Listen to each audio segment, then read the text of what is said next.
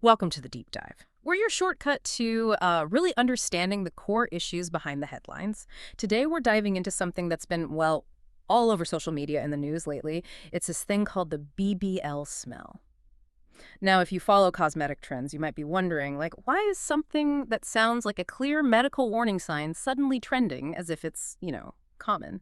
So, our mission today, cut through that noise, give you the facts, the real insights about what's going on. Okay, let's get into it. Yeah, and let's be super clear right from the start.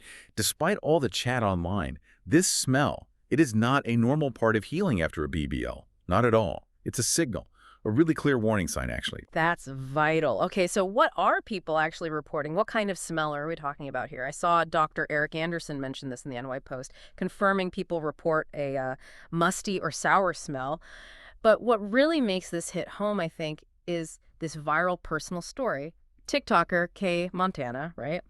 Her experience was covered in the sun. She described her situation. I mean, she used terms like rotting flesh. That's intense. Said she had to carry air fresheners everywhere. The smell wouldn't even wash out of clothes. Wow. And it turned out this was because of an infection and fat rejection. Basically, her body wasn't accepting the transferred fat. And that's where the personal story really links up directly with the medical facts.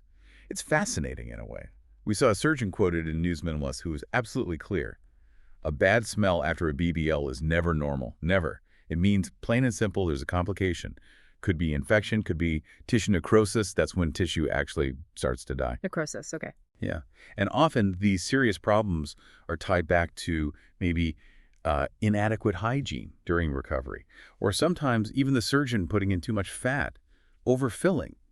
It stresses the tissues. Right, overfilling. So this raises a big question then, which our sources seem to hit on.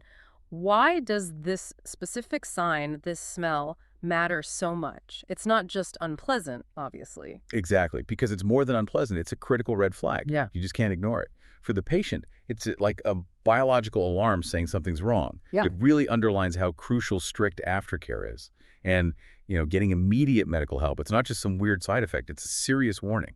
Needs to be treated that way. It's very different from any normal mild healing smells. Okay, so understanding the warning is key. What about prevention? What can people actually do? We want to offer some solid takeaways here. Dr. Vasisht and South Shore Plastic Surgery, they offer some clear advice. They really stress hygiene. Using things like fragrance-free wipes or even a bidet helps keep the area clean without adding irritation or, masking a potential warning odor. Good point about masking the odor. Yeah. And they also mention wearing loose, breathable clothing. Makes sense, right? Avoids trapping moisture. Right. Moisture creates a breeding ground for bacteria, leads to complications. And the big one, strictly following all the post-surgery cleaning instructions. They're not just suggestions, are they? They're vital for safe healing. Absolutely vital. Non-negotiable, really. Yeah. So if we boil this all down, the main takeaway from this deep dive has to be this. Any foul smell after a BBL, that's a clear sign something might be wrong. It is definitely not normal healing. It's an urgent signal. Needs a doctor's attention, period. Don't just dismiss it. It really comes down to knowing the difference, doesn't it? Understanding what's expected during healing versus what's a real cause for concern. So maybe something for you to think about after this. How can recognizing these specific signs like a smell empower you? Make you a better advocate for your own health, or maybe for someone you care about, especially with complex procedures where sometimes what's trending online can really muddy the waters of medical reality. Definitely something to consider.